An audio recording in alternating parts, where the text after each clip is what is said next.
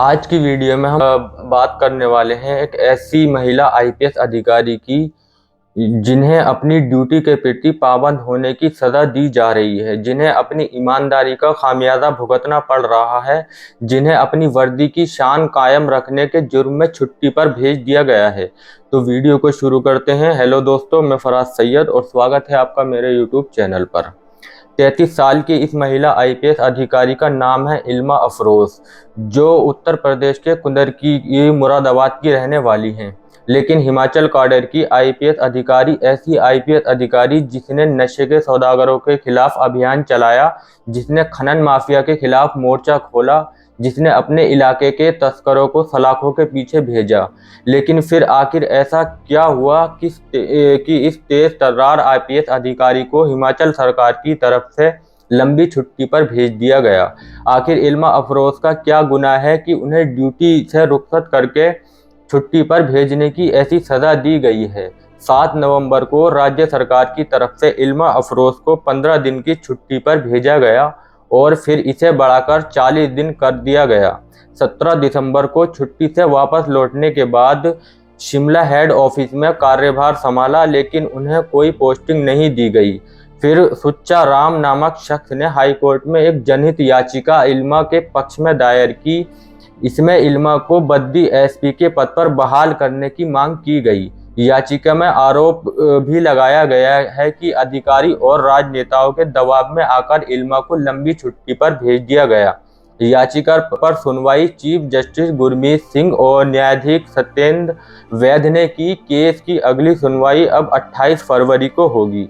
Bench ने सुक्खू सरकार को आदेश दिया कि अदालत की परमिशन के बिना इल्मा का तबादला नहीं किया जाएगा।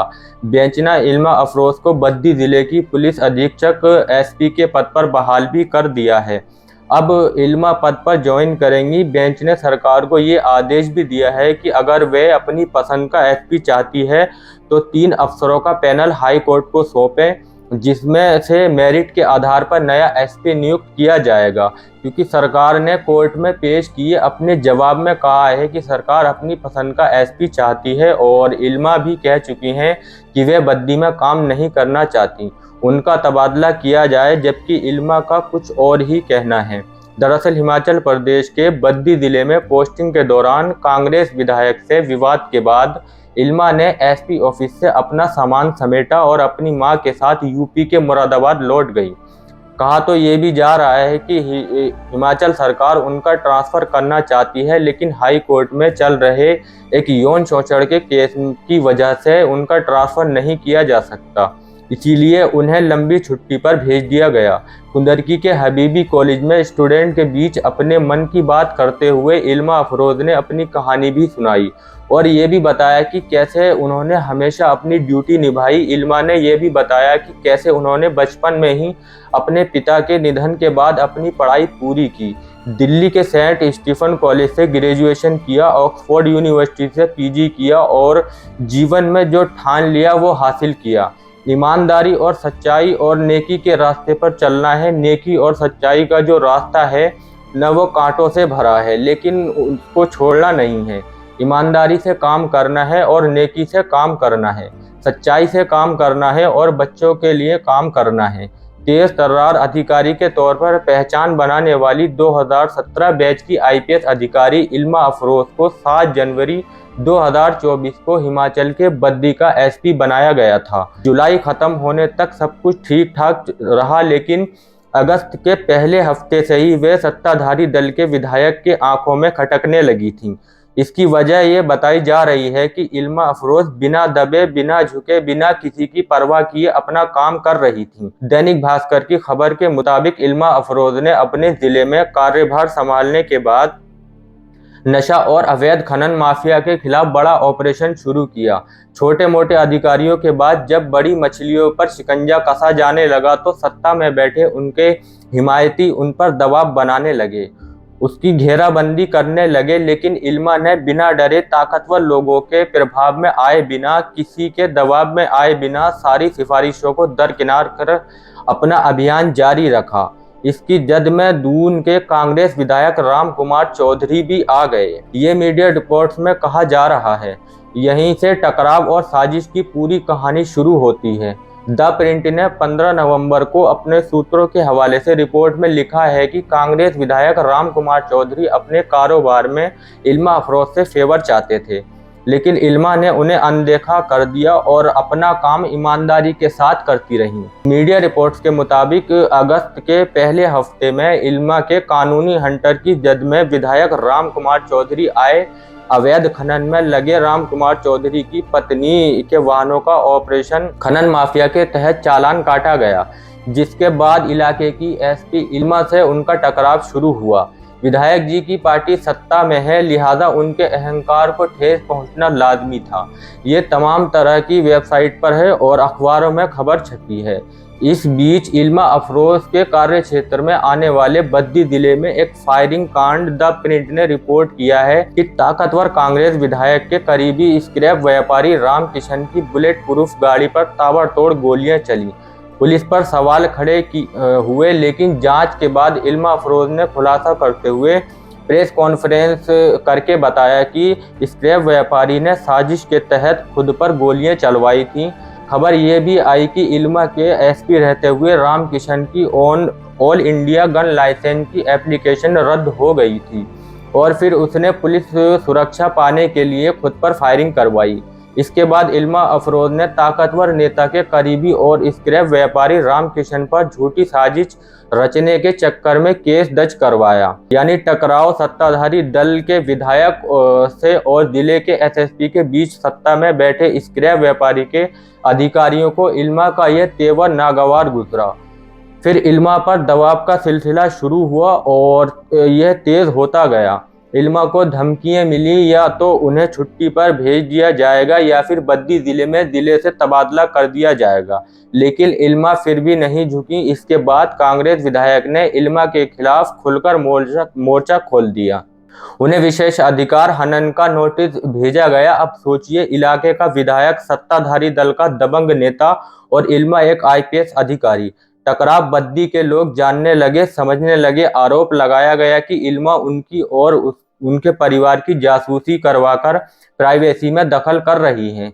ये आरोप भी इल्मा के हौसलों को तोड़ नहीं पाए। इसके बाद उन्हें फंसाने की साजिश रची गई, ऐसा बहुत सारे लोग मानते हैं। उनके धर्म को हथियार बनाकर सत्ताधारी दल के लोग उन्हें बदनाम करने की मुहिम चलाने लगे। दैनिक भास्कर की खबर के मुताबिक इल्मा अफरोज को बदनाम करने के लिए उन पर एक और बड़ा आरोप लगाया गया कि वे मुसलमानों को थोक के भाव में गन लाइसेंस दे रही हैं। हालांकि बाद में पता चला कि ये आरोप भी बेबुनियाद है।